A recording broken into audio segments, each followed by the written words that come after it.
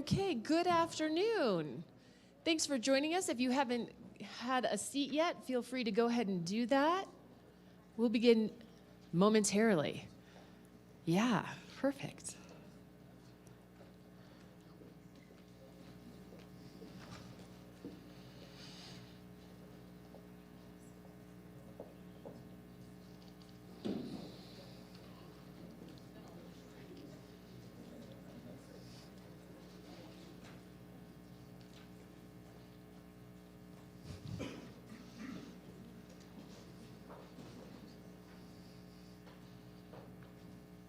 Okay, lovely. Well, for those of us who are here together, welcome to the Union. Nice to see you in here. And for those of us who are joining us virtually, glad to have you with us as well. And this is our opportunity to talk a little bit about how things are going to be going for the 2002-2003 academic year. So convocation, State of University address from our president, and wanted to just offer, maybe before we dive into hearing from our Senates and our president, that it's like really lovely to be on campus this year. And that feels different for different folks depending on the reference for our campus. But, oh man, it's busy. It's got a lot of people moving around, and there's opportunity to connect with your colleagues in a way that just hasn't been available in the past couple of years. And so maybe I'm giving thanks to the people who are here with us in this space right now. Thank you for being here. Our campus is feeling vibrant and lively and welcoming. And that's what we want. We want a place that people want to come and be part of and connect to others in. And so that energy is just feeling alive again this year in a different way.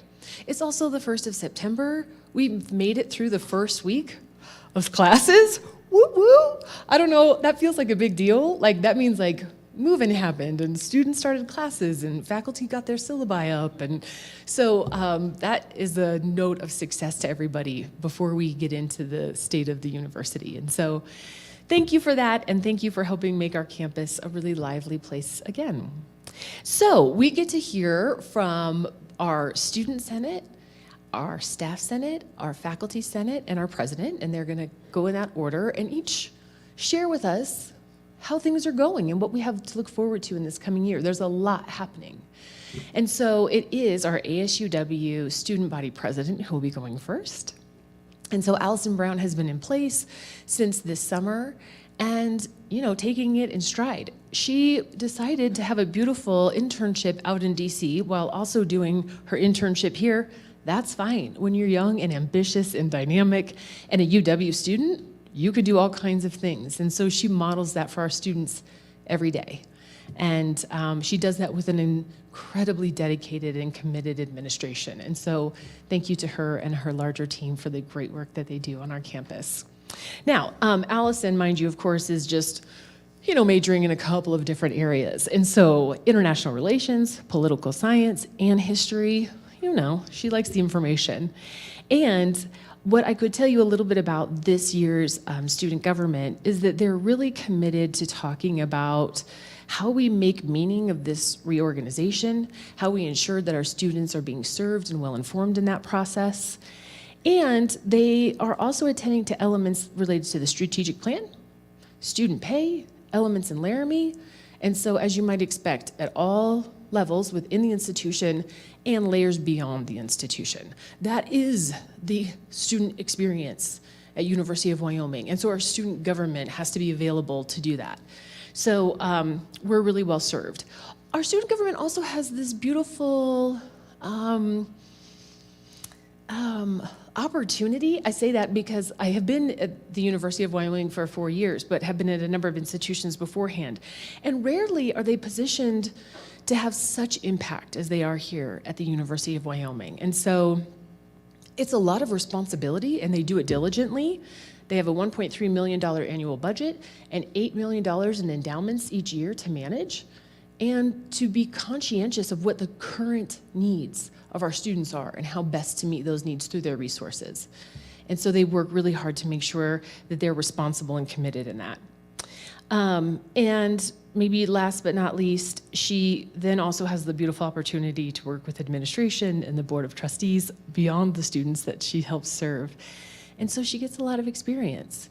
And so it is my great pleasure to welcome Allison Brown to the stage. If you would join me, please.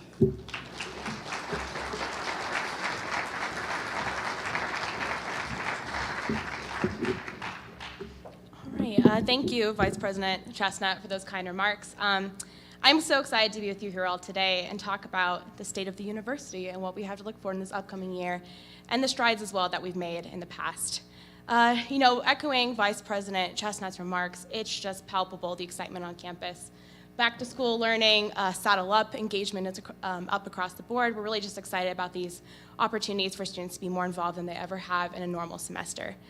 I want to take this speech and this opportunity with you all here today to highlight some of the accomplishments of HEW in the past year, as well as to look towards some of the challenges that we will be facing in this upcoming year. HEW this previous year, some of you may know, switched to a new model that is more representative of the universal issues across campus. So switching from our SMART model with 32 senators to one of 21 senators at large representing the issues of all students, not just college specific, has made it more accessible for students to participate in our student government and to work in those means. Ensuring that college council, college representation was established, we created the College Council, which makes sure that there's adequate voices given to reorganization and specific college needs as well. Additionally, this year, we switched to pay our student senators, with 21 student senators being paid, as well as various other student employees. We want to make sure that ASUW, as leaders on this campus in student employment, are paying our senators, ensuring that students are being fairly compensated for their work. This past year, our administrations had an acute focus on mental health across our campus and wellness more broadly, something that certainly the COVID-19 pandemic exacerbated. We've worked closely this past year with stakeholders across campus, such as the Wellness Center, University Counseling Center, among others, to promote awareness of these issues and resources on campus, as well as to have informational campaigns about the needs that students have on campus and how we can meet them. Additionally, we continue to work with food insecurity task forces. This remains a critical need on our campus. HEW is working with various partners, both within student affairs and outside of student affairs at the university, to continue programs and opportunities for students to have food access. Additionally, this past year, we've worked quite some time with sexual assault prevention campus across Laramie. Later last year, we learned from data that we conducted with our campus survey, as well as the campus climate survey, that 77% of students would utilize sexual assault drug prevention methods and tests. So to meet that student need, big ask for our student government, we ordered different tests and physical covers and distributed over 1,500 products last year to meet this critical need. And this year alone, we also bought an additional 5,000 products to distribute across campus, as well as the Laramie community, to meet this need. We're also excited to announce going into this year that we will be partnering with the Dean of Students Office to co-chair the Student Wellness Advisory Board. This body, typically comprised of around 30 different campus stakeholders, dealing with wellness, physical, and mental health, is really a great opportunity to make sure that student voices are being heard in spheres where it's most critical that they're listened to. Additionally, this past year, a big win for us, we allocated over $70,000 in scholarships to students, awarding their leadership on campus, as well as encouraging first-year students to be participatory in our campus community. We also established a scholarship for DACA and international students, one that I think really meets a critical need for students in our international community that for a long time have not had the forms of traditional financial aid accessible to them. It also increases our global engagement, which I know is a key focus of this institution. However, in light of these accomplishments that we've made, it is no doubt that significant challenges remain in our university community. Reorganization is still ongoing, with restructuring that will impact students, staff, and faculty alike, and we need to continue to prioritize student input and work together to ensure the success of this reorganization for students and other stakeholders as well. It's also critical that we place an emphasis on the interdisciplinary nature of UW as a land-grant university and value the reorganization while assuring that the liberal arts and the academic autonomy of our institution is preserved in these times. Additionally, parking is an issue that impacts all students, staff, and faculty. Accessible and affordable parking is not just a matter of convenience, but one that impacts how and when students and others are engaged members of the campus community, both inside and outside of the classroom. The ongoing financial burdens of students must also be acknowledged. The rising cost of tuition and fees on students, in contrast to the unacceptable wages of student employees, is a paramount concern. Although we acknowledge the work of UW in working to raise wages, more work must be done, especially for student employees who are not adequately paid for their work. Additionally, students who have diverse identities, such as members in the LGBTQA+ community and other marginalized groups, face significant barriers to success and belonging in the state and within our University of Wyoming community. We must continue to be active and visible allies of these students by making constant efforts to dismantle those barriers at UW and in the state.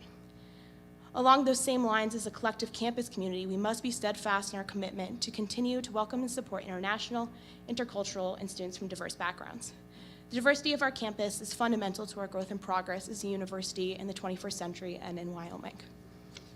In conclusion of my brief remarks, moving forward this year, we must keep in mind not only research excellence, striving to be an R1 institution, UW's engagement in the state, but also the well-being and the success of our students. Ultimately, students are the primary mission of this great institution and why we're all here today. All of us here today are committed to making sure that students thrive, be that as student leaders, administration, faculty, or staff. We're all working towards that same mission. And when we all work towards that same mission, it is possible that we can research, we can be an excellent research institution, as well as support our students across the state. Thank you for the opportunity to provide some brief remarks before President Seidel today on behalf of the student body. And I look forward to tackling these challenges we face at UW together with the Board of Trustees and with others. Thank you.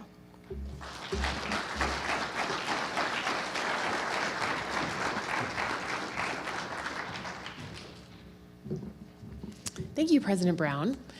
And maybe I'll just highlight what I heard her say really beautifully and clearly, that they're in service of all students, right? Those who will be coming here internationally, those who have varying identities and varying needs, and working actually diligently this year to think more about how we further engage our online and remote students. And so there are practices in place, but there's more that can be done there so that really, truly every student, by and large across the state and potentially beyond, feel that they can connect to this incredible resource that is our student government, that places, right, equity, health, and safety at the top. Take care of those who we are here to serve. And so, anyway, feeling really appreciative of that. Thank you, Allison. Okay, and so, in like the beauty of truly appreciating the full complexity of a university, we also want to hear what's happening with our staff and our staff senate and this other really critical team that make this place possible. And so Tim Nichols is our current staff senate president. He has worked here since 2013 as a transit supervisor in our transportation services area, and really remarks that there's great opportunity in what our staff senate can accomplish for all of those across campus. And it's in tandem with the president and the board and that collective support that makes identifying needs for staff and then finding ways to attend to those needs possible. And that really we shouldn't hesitate to find what the challenges are and how we make them better, because when our staff are better, so too are our students and our faculty and beyond. And so really looking forward to hearing some remarks from Tim, if you will join me in welcoming him to the stage.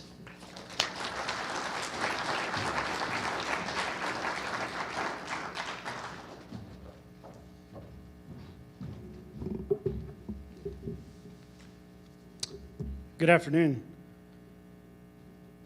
An institution's ability to succeed is determined by the success of those willing to dedicate themselves to its mission.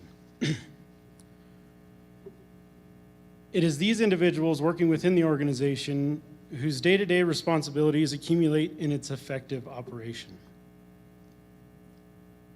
Those who without which a greater vision cannot be established nor carried out. Prior to constructing the framework for what could be, one must assess the condition of the foundations in which we are building on top of. Indisputably, it can be determined that the foundations of the University of Wyoming are the staff, the individuals who punch the clock each day to ensure the gears of this institution continue turning efficiently and effectively. Staff that for years have gone without resolve for their Harvard frustrations. workplace culture that left staff feeling more like help and less like respected members of our university community. A seemingly endless spiral of morale with the only thought for improved prospects being employment outside of the institution.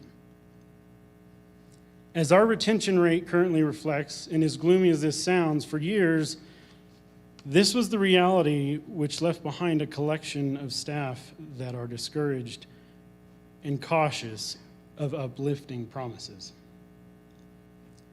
Bridging the divide will not be an easy task. At times it may seem useless. But the flicker of hope begins with this administration's willingness to acknowledge those problems.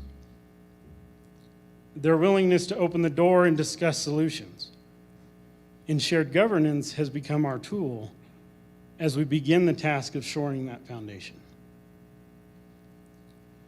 It has become a topic of many discussions to identify the measures necessary to build a University of Wyoming that once again inspires pride in all of its staff. That shores the foundation and paves the way for grand achievements, those measures to be initiated within the mechanism designed to represent all staff interests in all matters. Staff Senate will be turning its focus to compensation, culture, and development. Though recognition is merited for the considerable compensation advancements made in the recent months, these increases, meant to address the deficiencies that our staff have encountered for years, must be recognized for what they are. Merely a bandage. Merely a bandage. The momentum must not stop until this university's staff have fair and competitive salaries. Salaries that allow our staff and their families to breathe a sigh of relief, to establish a sense of security and independence, and to begin their climb from the base of Maslow's needs. Within the day-to-day lives of staff, compensation is not the only issue. The varying degree of treatment encountered by staff on our campus is shocking.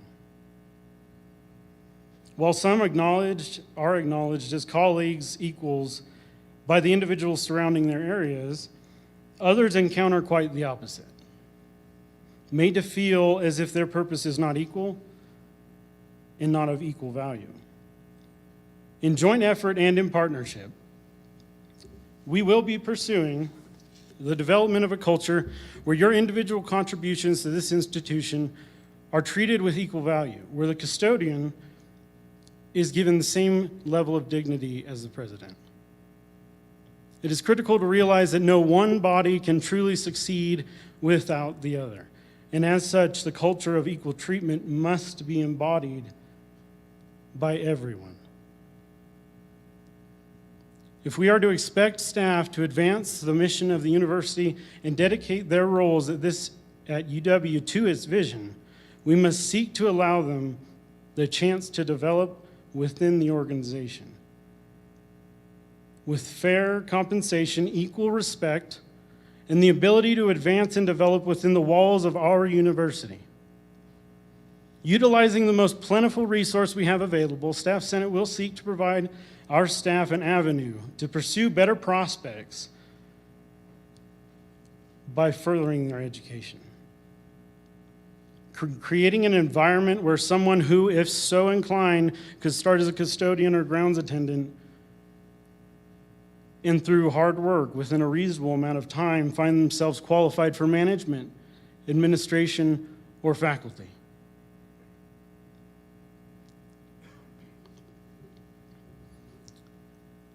If we can successfully implement this level of inner development for our staff, the level of dedication and retention will reflect the expectation of excellence, the likes of which this institution has never seen. Your Senate will seek to drive these initiatives, seeing them through to their fullest potential with unwavering advocacy and determined dedication. With newly established partnerships in the shared interests, we will continuously seek staff prosperity, bringing your role and its importance at this institution to the forefront of the decisions made on campus. The days of staff being underpaid, undervalued, and treated as lesser than are setting, and the moment for recognition, equal value, and opportunity are on the horizon. Optimism has long been absent among our staff, but having seen the level of awareness in these issues by all members of the current administration, I confidently assure you the shoring of the foundation is well underway.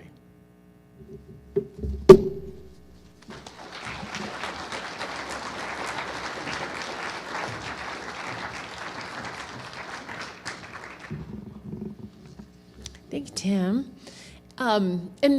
And maybe would note that when you offered, right, that we want to create an environment where we inspire pride in everybody, that certainly is something I think everybody could connect to. And so we'll commit to continuing to do our work in partnership in service of that. So yeah, beautiful, really, really helpful. Now we have the opportunity to hear from our third Senate President, what say you? Is it chair?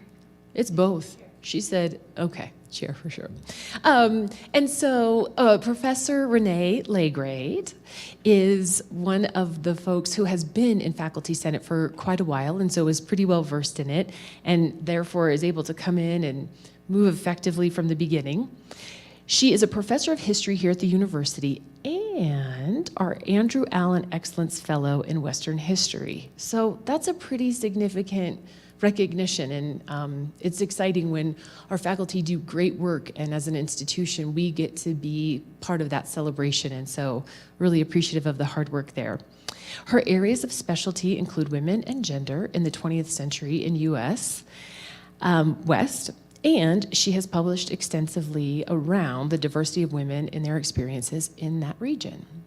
And so we have the opportunity to hear a little bit more now about this kind of additional element of primary interest on campus, our staff, our students, and our faculty. And so if you will join me in welcoming Professor and Chair Lagrade to the stage, please.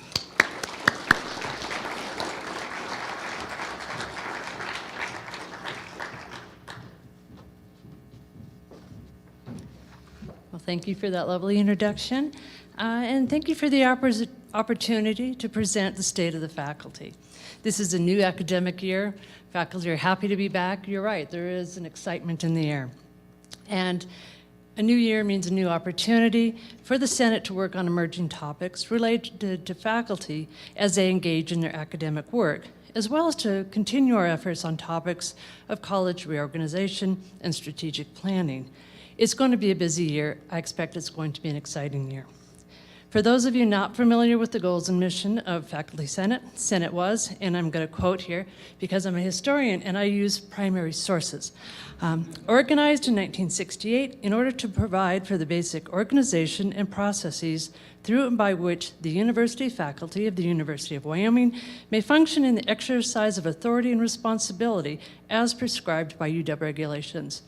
Basically, the Senate meets to discuss, debate, and vote on issues relevant to our multifaceted roles on campus as academics. While not all faculty across campus agree on everything, overall, Senate provides a way to gauge the pulse of the university in areas concerned with faculty. As Faculty Senate Chair, I had the responsibility and quite honestly the honor to represent faculty views. That said, Faculty Senate is but one of 3 senates on campus. You heard from the other 2. And we've been working together on specific issues because no Senate is an island around here. We found that coming together over shared topics from distinct perspectives can be beneficial to all of our constituents. And I'll begin with shared governance. And you've heard a little bit in various ways from the other 2 Senate presidents. Last year, our leadership from the 3 senates met with the president and provost to discuss shared governance. I believe we helped them come to a better understanding of what shared governance means here at the University of Wyoming, because it means different things at different institutions. That opened up conversations on how we could better work together. And I believe we're making progress, which is a positive step for the university as a whole, and I'm appreciative of their support. Focusing specifically on faculty now, I mentioned to both President and Provost that we need to expand the culture of shared governance beyond their offices to other administrative areas. Policies and procedures are being put into place that might seem unrelated to faculty, but that do have an impact, either through burden shifting, more responsibility onto faculty, or creating obstacles to what we do. I understand that this is unintentional for the most part. There's no malice aforethought, but including faculty to avoid unintended consequences and bring different perspectives to the conversation is important, especially in the early policy-making process. Being able to say at the beginning, this isn't the best solution, here's why, and we can find other ways to achieve your goal, helps produce better results. And it also makes faculty part of the process, rather than considered obstructionists when policies are brought to us fully formed and we ask those very same questions. Compensation is another issue that impacts the entire campus community. As the other Senate leaders have noted, we are all very appreciative of the work President Seidel has done to get the legislature to organize and recognize the need for pay increases. From the faculty perspective, we know how difficult it is to try and address salary disparities and compression with infrequent and modest increases. So in order to keep excellent faculty here and to attract new talent to the university for new programs and schools, we need to encourage the president and administration to keep up the good work with their efforts with the legislature. The last topic the Senate leaders agreed to discuss is parking. And I even hate to say that word anymore. We will do what we can. We will encourage a parking evaluation to get input on what's working, what's not working, to disseminate information on what can be changed, what can't, and why. For example, contentious as it is, elimination of the East Union lot doesn't come from the university. It's a direction or a directive from the state. It's enshrined in law. The parking issue, though, dovetails with my call to enlarge the culture of shared governance across campus. Apparently, no faculty or students were serving on the parking committee for a number of years when important decisions were being made that impact all stakeholders. So I was allotted 3.5 minutes. I think I'm pretty close to the end. And so I'll wrap up by saying these are just a few of the topics that Faculty Senate will be addressing this year. We look forward to a productive year as the Senate continues its work to promote the success of faculty, students, and staff across the University of Wyoming. Thank you.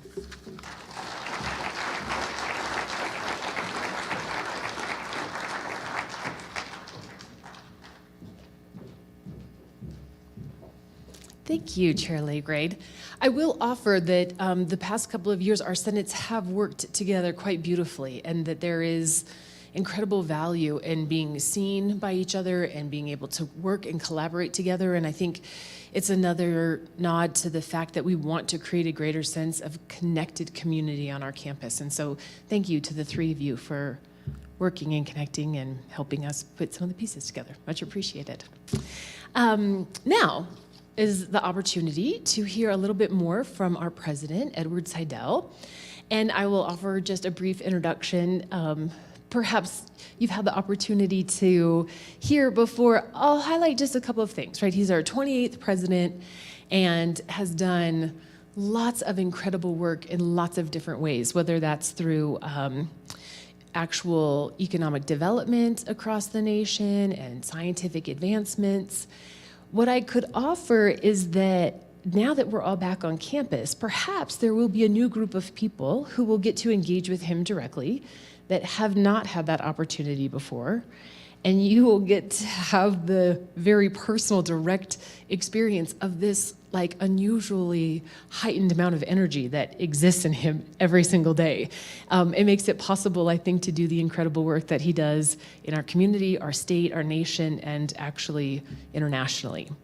And so maybe we'd just highlight a couple of the things. So not only did he do, transformative academic work and research and innovation at various universities, but also did that at the Albert Einstein Institute and the National Science Foundation. So this institution is currently being led by somebody who has reference for the tremendous opportunity that exists that we have yet to fully capitalize on as an institution and as a state. And so even though things are challenging and dynamic, there's such a sense of promise. And we have somebody who is prepared to lead us, who has genuinely like the brain capacity to hold all of those different pieces in one place. And now he's just ever more mobilizing a team of individuals who will help make that possible. And so I'm excited to hear what our president has to say. Please join me in welcoming President Ed Seidel to the stage.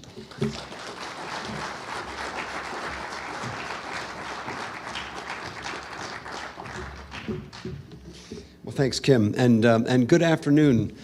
Really a pleasure to be here, and a pleasure to be here in person. I know we've done it in person maybe the second year, but it was still feeling like we were wearing masks and so on. So I feel like we're back, and I feel like maybe I'm here for the first time in a lot of ways. Dave Friedenthal said to me once, you know, you got something people don't normally get, a second chance to make a first impression. So I hope to be able to do that by meeting more of you in person, and I've got lots of ideas about how to accomplish that. But I wanted to say, I feel like we're at a new starting point here for the university, and I'm very excited. And I want to do everything I can to help pull us together as a community. And I particularly want you to know that I personally and our entire administration are here for you, for the students, the staff, and the faculty. And I heard your messages, all three. I really respect what you're saying, and you know we're going to work hard together to achieve the goals that you laid out. I want to start with a preview, and then I'm going to get into more detail. I have a kind of a comprehensive message to send to you today. But the first of my three main points is that I have really heard a lot from you. Sometimes pretty loud, but that's okay. But I'm hearing it, okay? And you've broken through, and we're really, really taking in messages. And the top message is that we have a lot to do to shore up the foundations. I really appreciated what Tim had to say about that, the foundations. And staff are the foundation. By the way, I have been a student, a staff member, and a faculty member, sometimes, you know, leading the resistance and as well. So I understand where all of you are coming from, and I just want you to know that I take in deeply what you've had to say, and we're here for you, and that's why we're here. So we're also listening and taking actions, and I think making some progress. So one miscellaneous point, last year I heard a lot of input from you and from the entire state on some remarks that a commencement speaker made. People have asked, what is our process for that? Well, we now have a committee and a very rigorous process going forward for this. And I just want you to know, just one example of something that we're trying to take action as we kind of learn more and more how the campus operates and how we can better serve it. So we will do a lot more in the coming months and years. Another one of my side messages is I am really here to stay as well. I'll come back to that one in a second. But recall 2 years back, I came in and people told me, you know what, you're the 6th president in 7 years. And I looked it all up. It's true. It's really amazing. And when I got here, we had one staff member in my office, only one, who told me on the second day she was moving back to Wisconsin in 2 weeks. And that was kind of the situation that I found initially. So my staff back at Illinois set a Zoom session for me for the 101st day, because you did have a president that was here for 100 days, I'm told, and they wanted to know if I was coming back or not. And I did think about it, but no, I'm here. And so we needed a provost. We needed a new provost. We needed a bunch of cabinet members. We had 6 dean searches in the last 2 years. That was where we were. But wait, there's more. $50 million in budget cuts. And does anybody remember the COVID pandemic, which is not quite over yet? You may have noticed that there are new vaccines actually just approved either today or yesterday or something like that. But we took strong actions, and I know they're still reverberating in some ways, and I know that. And I've heard there's been vision whiplash, and you know the next president's got 4 pillars. Well, the one after that will have 6, and who knows what they'll be. I know that was the way you were feeling. And I get it, and I just want you to know I really get it. And so part of the questions to me were, how long, will you stay here? Well, I am really happy here, and I am planning to stay, and I love it here. I really mean that, and I love it, and I love the way a university campus works and operates, and I love this environment. And you all are not shy about speaking up to me about what you think I need to hear, and I actually appreciate that. So just so you know. So with all of that, look where we are now. We have a new admin team.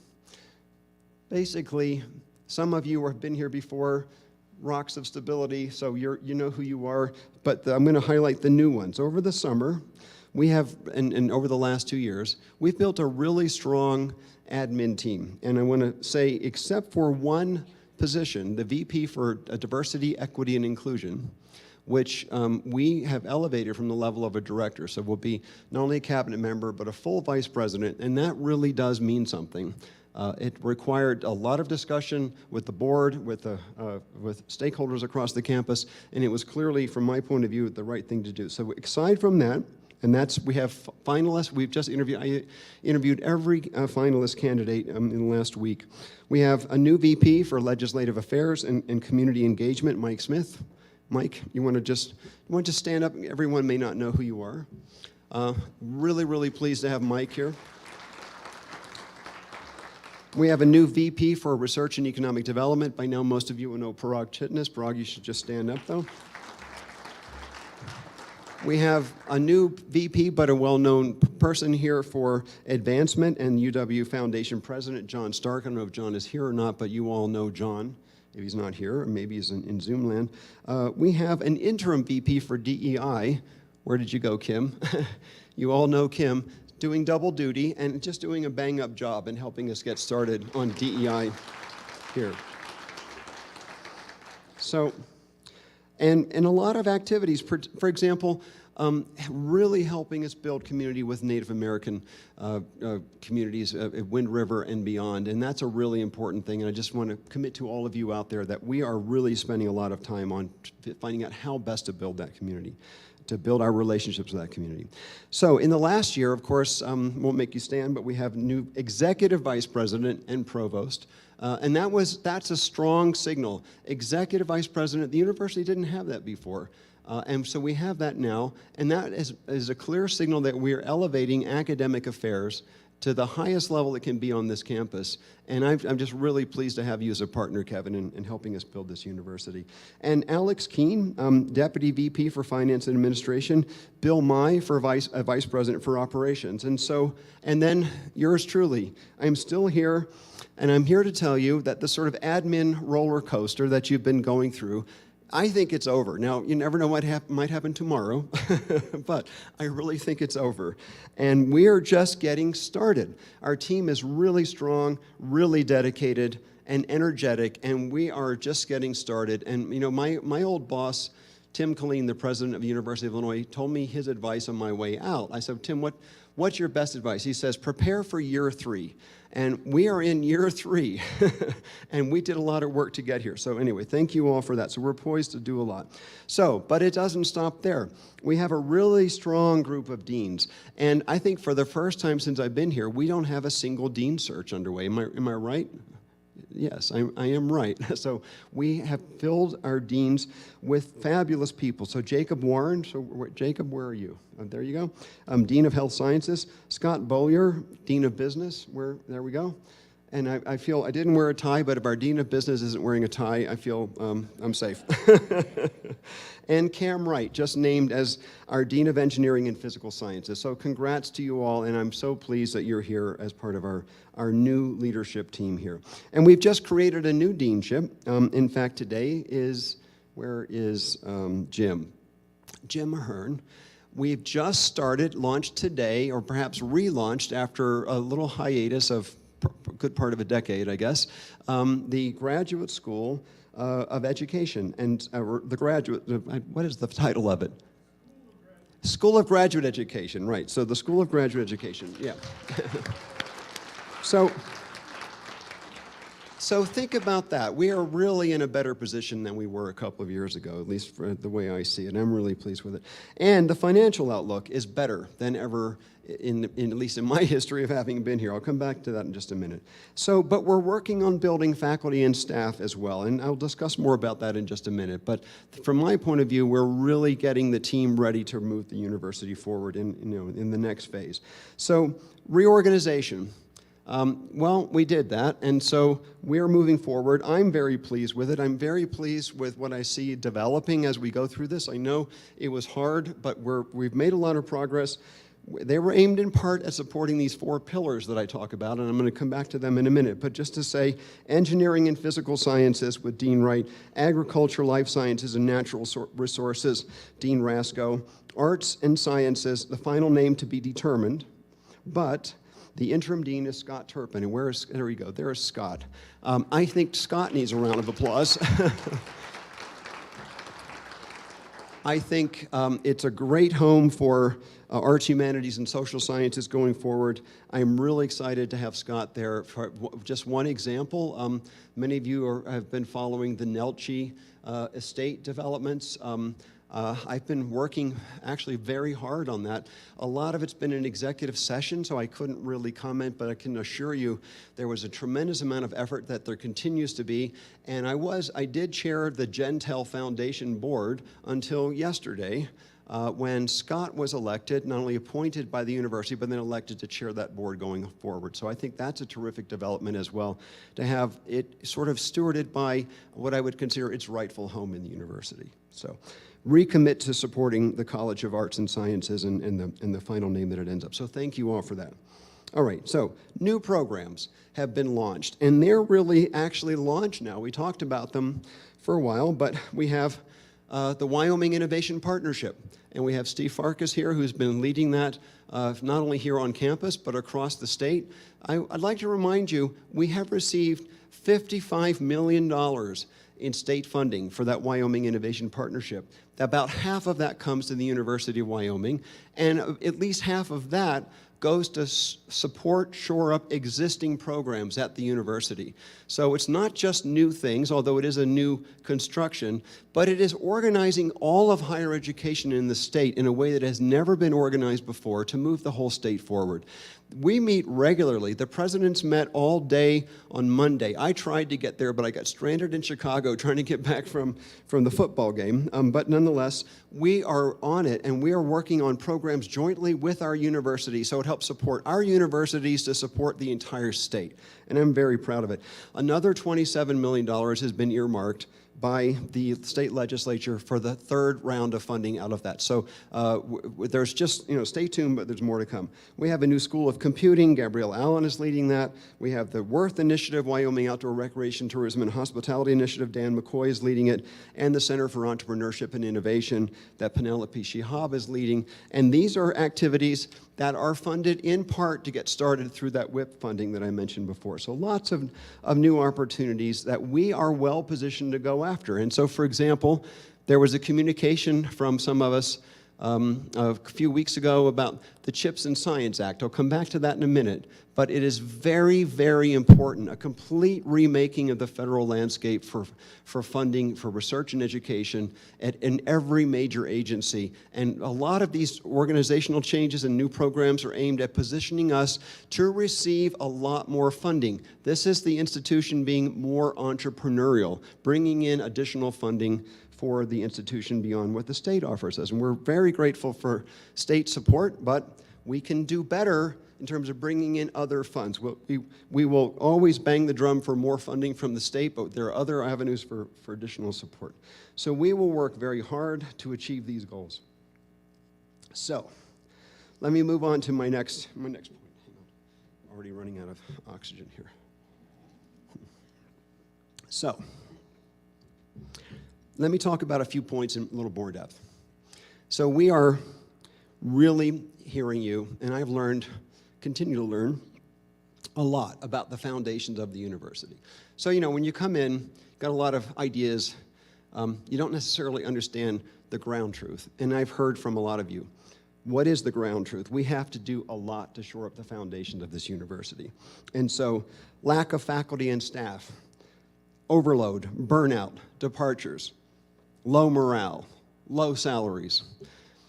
I know it. I get it. And we're going to do everything we can to grow the faculty and the staff and to reward them as we need to. We're taking action. So our top priority, I would say, overall for the entire university is people and programs. And that doesn't mean we don't have construction budgets and we don't need to build the wing of the stadium and, and other things. But we are going to focus on people and programs.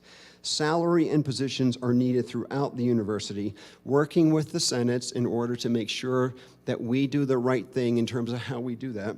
And I'll come back to that in a minute, just about the budget request for this coming year. But we have more salary requests going in. Now, last spring, in order to think about how do we really shore up the foundation, so we had, as mentioned, a meeting with all the senates, but we had a sort of a special meeting, not one, but a retreat in 2 parts with the faculty senate. And I was just really pleased with how that went.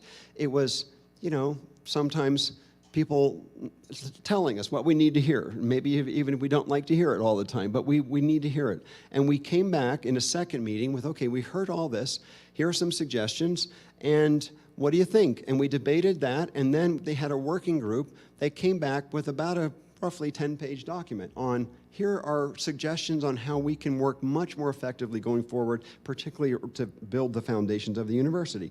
It included many specific recommendations, also including how do you communicate better what you're doing, Old Main. We need to hear more from you, and we need multiple communication paths. More examining of the process and the way things work in a more ground-up fashion. Ground-up fashion. That sounds like ground up, but I mean from the ground up. to refine our workloads, to think about what are the priorities, to look for efficiencies and more. And so there's a lot we're going to do on that. One of the things that was recommended was that we dedicate a faculty member to work with us on that. And I'm going to have an announcement on that in just a minute. But one recommendation that came out was that our cabinet should be more connected to the faculty senates. And so we talked about a lot, what's the best way to do it, and what we've come up with is we will twice per year have meetings of the cabinet with the senates, and we will then hear from you. And I want to make this as absolutely operational as possible. What do you need? How do you recommend we do it? And we respond how we think we can do it or not. But we will hear you out on every one of these issues. So that's on the foundations. More to come. Faculty support. Now, we know we need to do more to support our faculty. And we are focusing on this, and we will continue to focus on this till the end of time. But certainly while I'm the president here, this is a major focus. And I want to highlight a few key initiatives that we already have underway. So you know this, but I think if you put them together, it's at least a good first step. And it's just a first step. So 11 faculty positions for critical need were recently authorized by the president to be filled. Okay, so that's critical need. Like, we don't have enough faculty to teach the agenda that we have for this degree. That's for an example. And so anyway, those were approved over the last couple of months. In addition, $2.1 million for faculty slots through the CPM process, and proposals for that, I think, were due today. Do I have that right? So that's good. We need to go further, but that's an example. So the School of Computing is an example where there are, I don't think it's been decided yet finally, but 4 or 5 new faculty positions that will be available for searching this year. And just to make clear to everybody, this is for partnership. These will be joint appointments with any academic unit on campus. It's currently being incubated in the College of Engineering. It is not a College of Engineering specific activity. That's just to share administrative costs and to think about sort of having an initial academic home, but it reports to the provost. And the idea is once it's built out a little bit and it sort of can stand on its own 2 feet, then it will be a deanship going forward. That'll happen probably in a few years, but that's the idea. So this means arts and humanities. Could be the law school, could be the business school. I hope you're all thinking about how to put together proposals for that, either for this round or in the coming years, because that will grow over time. And that will be a unit that I think will bring in, allow all of our units who participate to bring in additional revenue streams from companies, from National Science Foundation, from Department of Energy, and so on. So but there's more. So I talked a lot with the board and said, we just need to have more faculty positions. So we have enough sort of uncertainty in the staffing at the entire university that we've decided that we're going to use that strategically in a first step right now to create 10 new faculty positions and 10 new graduate assistantships to accompany those. And they're being created basically out of nothing, out of our willingness to do this. And we've talked to the board. They're very supportive of this idea. So it's been announced. And there was an announcement that came out from the provost just recently. So, but we have some priorities. This is what I would call investing for growth. So priorities, generally speaking, around growth of programs. So if you think you have a program that really needs to grow and there's student demand and you need more faculty for it and it will show results of more students coming to the university, then that's a good criterion for that. Could be in any area. Another one is growth of the external funding. So ideally, there would be positions that are able to bring in additional funding. Could be from the National Endowment for Humanities or the NIH or NSF or you name it. Now, one thing that wasn't in that announcement, but I want to say, the 4 pillars, and I'm happy to discuss, they're really directions. I don't really think they're pillars that a university stands on, but they're undeniable directions for the future of any university. And they're more digital, more entrepreneurial, more interdisciplinary, and more inclusive. So I think Kevin and I are going to send out another message a little bit later soon just to say that proposals for those 10 faculty positions that help us move in those directions will have some sort of special favoritism if they're strong proposals. There's not like they have to address this, but we just want to make sure that we're thinking about the growth. So those will be there. So another thing we're doing, and I'm very excited about this, is creating some faculty fellows. And so I announced this sometime last spring. We, over the summer, received 26 applications from faculty from, I think from every college. I was actually very excited, and I liked them. I liked that what we saw so much that I interviewed everyone. I mean, so it was a lot of interviews, but it helped me get to know faculty better. Fabulous ideas, and so I would say it was the best part of my summer, having those meetings with you all. And so I'm going to announce 4 fellows today, but no one has been rejected. And so what we're going to do is actually work with the different units on campus to see how many of these applications we can turn into projects. So we're going to see if someone has to do something that maybe partners with academic affairs.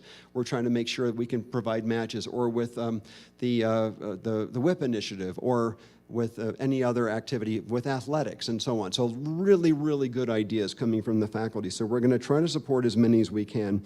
But right now, I just want to announce the 4. And so first one on my list here is someone known to all of you, Adrienne Freng, in criminal justice, past faculty senate chair, to work with Ann Alexander and me on the strategic alignment that I talked about. And so that's just a message to you all. There was a very productive discussion with very concrete suggestions, and I don't want it to sit on a shelf of a shelf full of great ideas. And this is like an action plan. We're going to do as much as we can to build this out. So Adrienne, would you stand up for a second and just wave to people? The next one on my list here, not in any order, except they're in my list this way, Ray Fertig from Mechanical Engineering, to work with Vice President Mike Smith and me on state and government relations across the state. Ray made a really compelling case to me that he understands Wyoming. Where are you, Ray? Are you? Yeah, you're over there. Grew up in Wyoming and understands how some of the state seems to think that we're out of touch with some of the state. And so we're going to work very hard on that. So I'm really excited to be doing that, to try to multiply our ability to communicate with the state. Next one is Mark Lyford. Mark, are you over there? Mark, stand up. So Mark is going to work with me and VP Parag Chitnis on promoting science in the state of Wyoming. And I think, science is going through a pretty bad PR period in the history. I remember, 50s and 60s. I was born in the 50s, but like science at that time was sort of one of the answers to many of our problems, and now it's seen as the problem itself. And so there's a lot we need to do to communicate. So Mark is very passionate and very talented spokesperson for science. And also Chelsea Escalante. Is Chelsea here? I didn't see. Oh, there you are. Chelsea, yeah. Chelsea from Modern Languages, a Spanish professor, is here to work with Isa Helfgott and me on a couple of things. One is on how do we support dual language programs in the state, but then more broadly than that, how do we build international partnerships with universities across the world? And so really, really pleased to have you here with me. So anyway, and I mentioned, those of you who applied, we will be in touch. We're working hard on supporting as many of these as we can, and I think we'll be able to do a number of them. So, okay, let me turn to student support. I think you all have heard this over and over again, but we have a refocused commitment to student success. And there's so many reasons why. Of course, it's the right thing to do, but we have only something like a 75% retention rate from freshman to sophomore year. And so we need to work on that. We need to grow that. We need to understand the causes. We need to put in programs. We need to build cohorts. We need to think about financial aid. There are many different factors that lead to this, but we're going to work very hard on this. And this year, of course, with Saddle Up and Cowboy Coaches, where we're, again, putting a lot of energy and time into this. And so congrats to Provost Carmen and to VP Chestnut for launching this last year. A couple of things that have happened. Navigate, a data-driven program that will help us have a much better sense of where students are, will help with student success. The Saddle Up program, 1,250 students roughly in a pre-semester, 1-week intensive. To hear some reports, perhaps too intensive from some people's point of view, but giving it everything we've got to make sure students are really ready. If I'd had such a program, I might not have taken 6 years to graduate, failed out, disgrace to the family, all the things I went through, but that could have helped me a lot. And so I really appreciate what you've all done across the whole university. I know how important this was. I also know we had some hiccups, and we're going to have a discussion with the board at the board meeting coming up about things we can do better, things we did well, and so stay tuned for that. So if you have any feedback about how to improve, we're still taking that all in. Now, enrollment. Enrollment is an interesting thing. It's generally a good indicator of the health of an institution. And so we're coming off some tough COVID years where everyone faced declines in enrollment, but not actually everyone. I just visited with my old boss, Tim Colleen, who said they've actually grown their enrollment. And I've been thinking a lot about that. So we're going to have a process in the near future where we work with many of you to think about what does it mean if we want to grow our enrollment.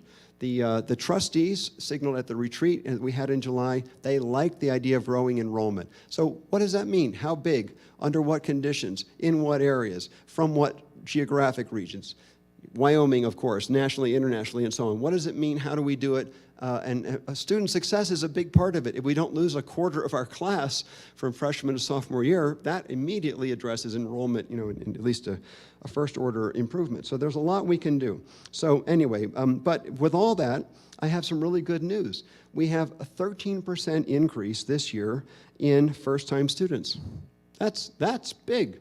It's really big. And I want to thank Kyle Moore and all of the team, Chad Baldwin, everyone who's thinking about communicating who we are.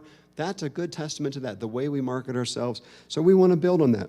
Graduate enrollments, so thinking about Jim here, 5% up last year.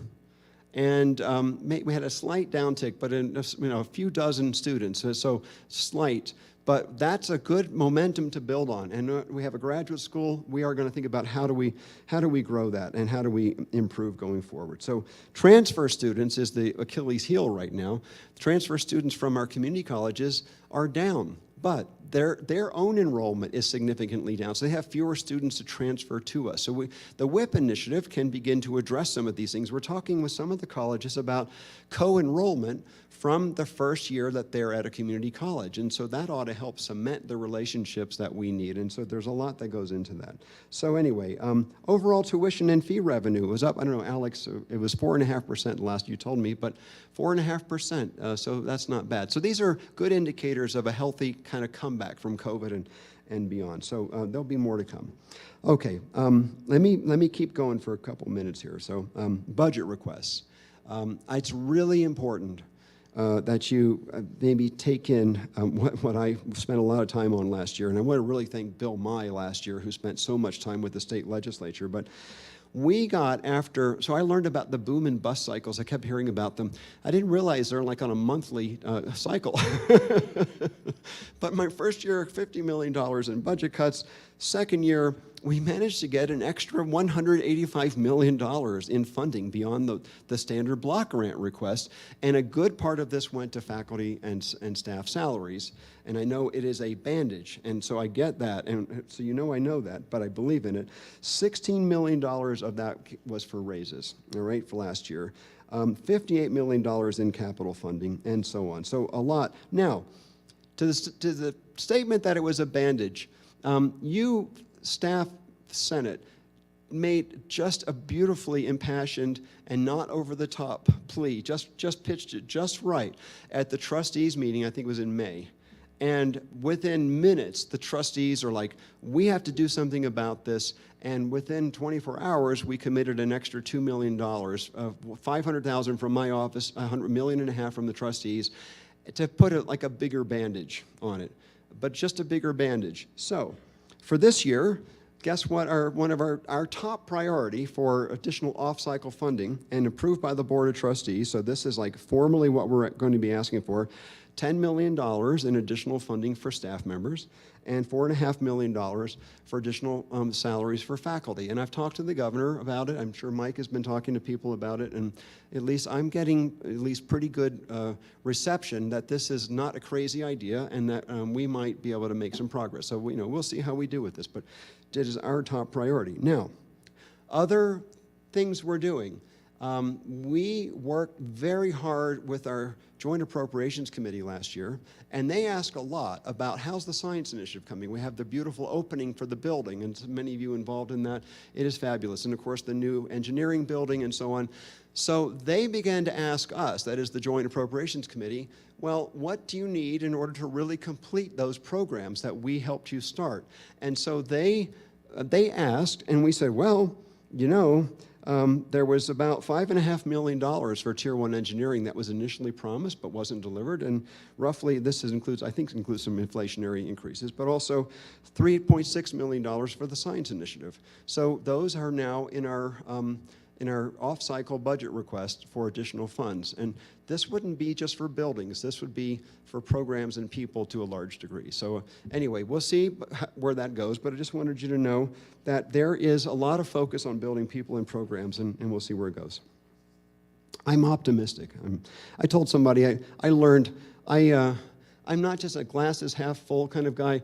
The glass has half water and half air, so it's completely full, always. Okay, it doesn't matter how much water, and we're going to think about it like that. So let me go to fundraising. We have an awesome UW Foundation, and I want to thank Ben Blaylock, who is just had enormous impact, probably more than any other person in the university over a couple of decades, raising us to a nearly $800 million endowment. And if you study endowments like per student, we have twice the endowment of the University of Utah. And at least the numbers I looked, I don't know if they're completely fair, but I use Wikipedia for my database here. We were 7 times endowment per student of Montana State University. So we have a lot of capacity in this foundation, and John Stark with new leadership and new blood to help build on that.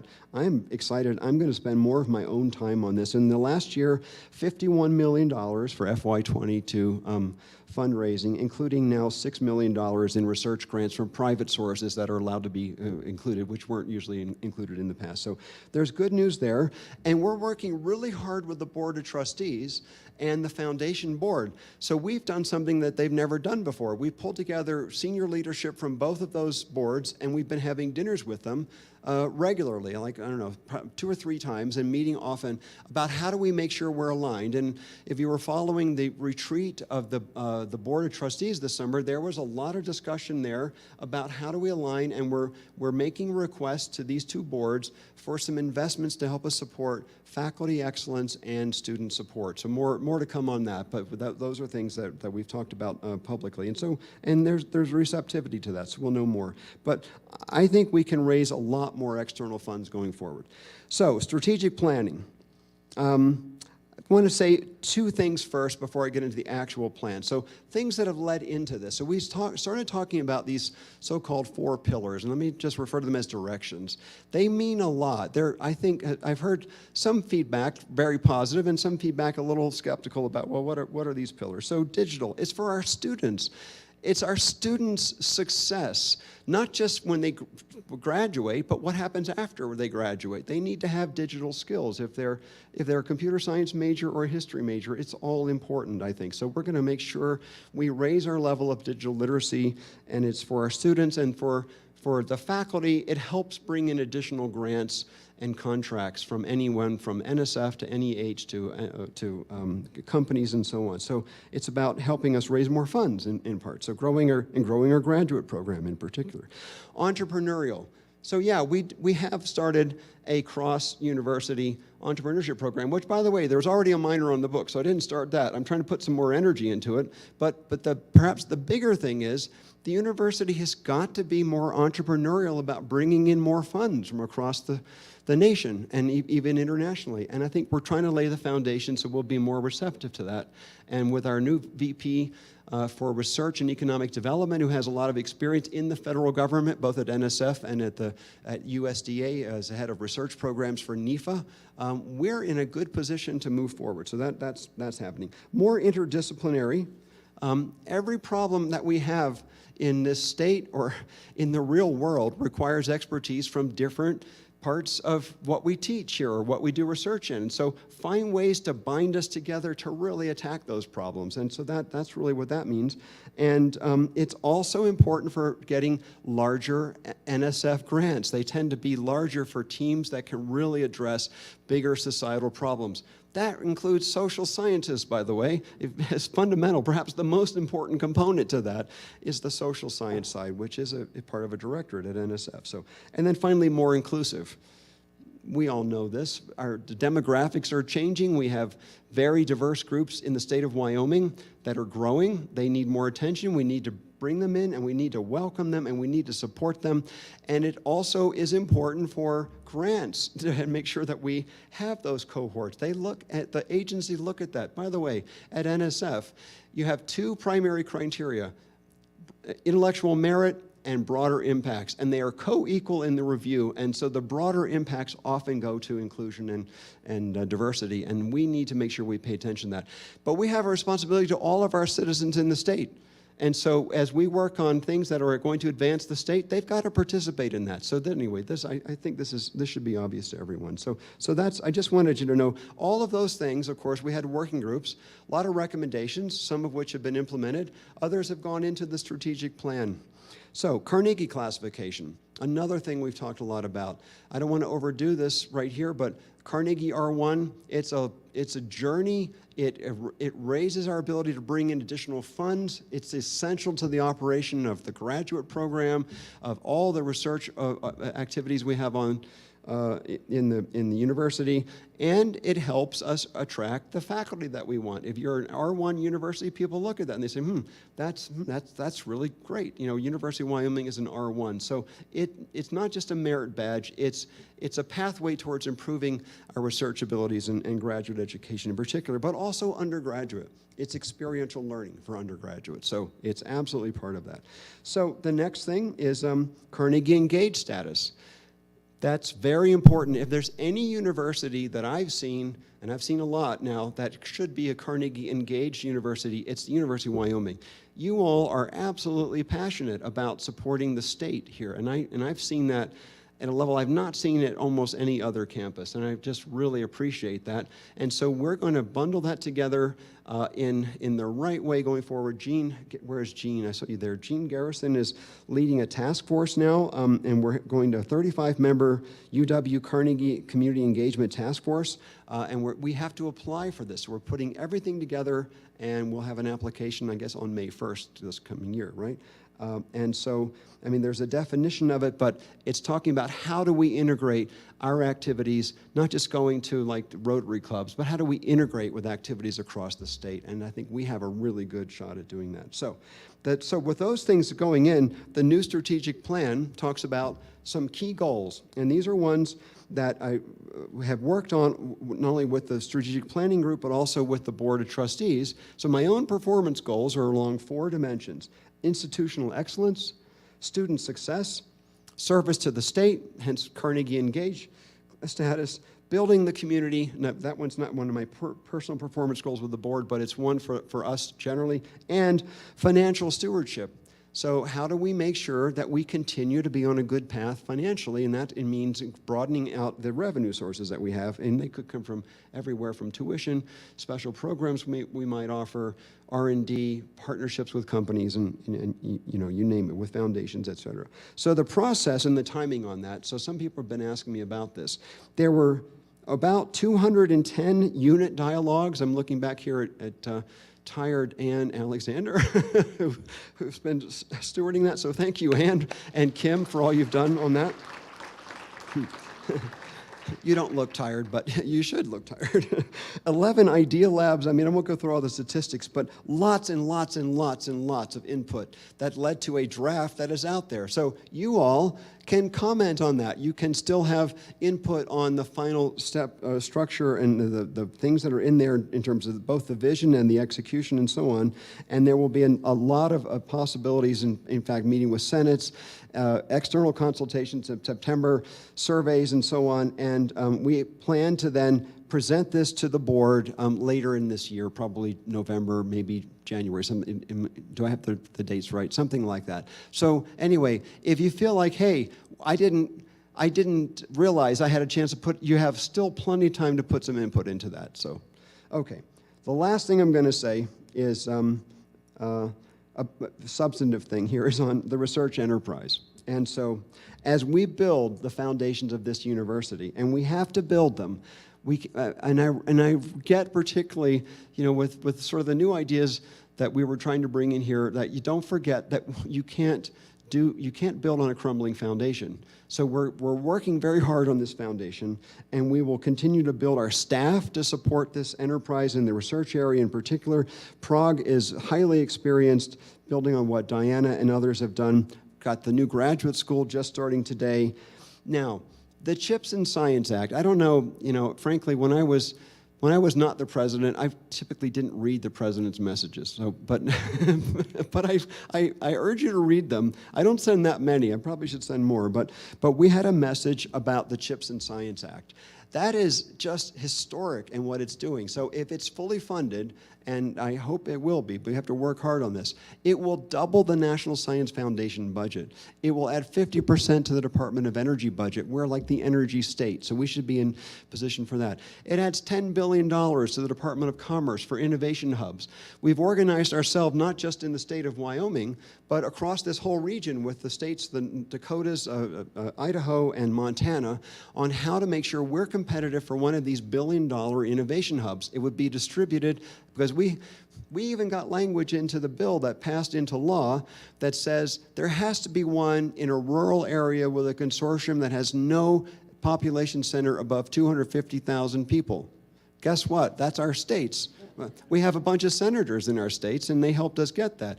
Even senators who didn't vote for the bill helped make sure the language had the right stuff in it. So we are in a pretty good phase going forward.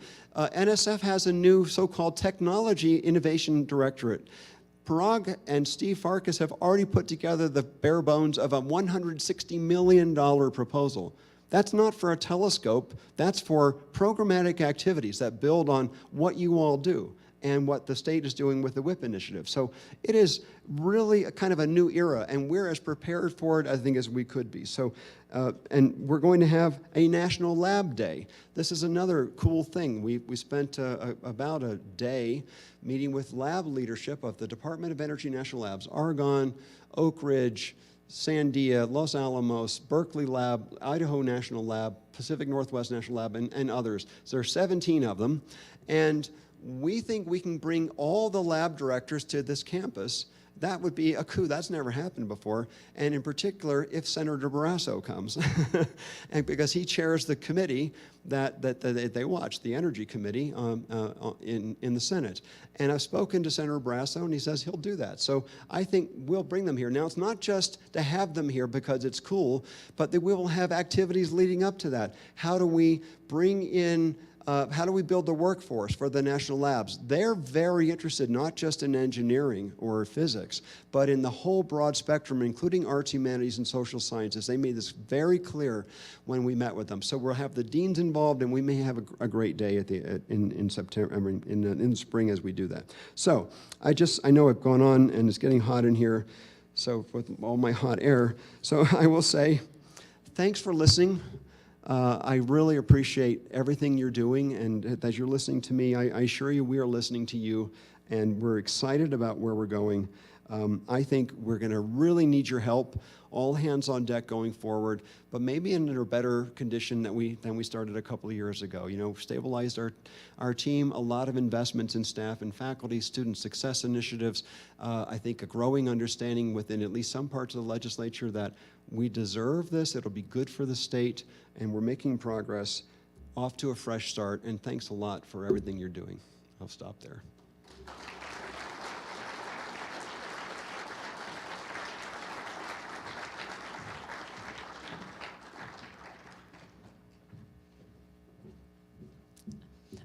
So all university presidents need to know what's going on. That's a given. But maybe the vastness of content that he just covered is like a sampling of his super high functioning and enthusiasm that he exists with every single day. So I have the sense, though, there could be somebody in the audience here or beyond that's like, that was a lot. How do we keep current on all of those things? So I will say there's one position he didn't mention. We're currently working on completing the search for a chief of staff / special assistant. That is going to be a handy friend. That is going to be somebody who will help ensure that our campus stays well informed, knows what's going on. We get that too. We heard that. People want to be connected. People want to be informed. And so working to ensure that that happens, and that when he comes next year, you'll have a sense oh yeah, gosh, he mentioned that last year. I know exactly where that went. So much good things to come.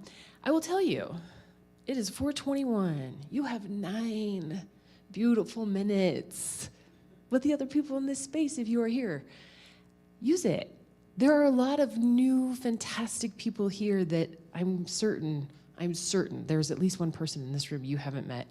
And so take a moment, introduce yourself, say hello, grab a little beverage and a cookie, and have a wonderful rest of the day. Everybody, thank you for being here. One more round of applause to our presenters.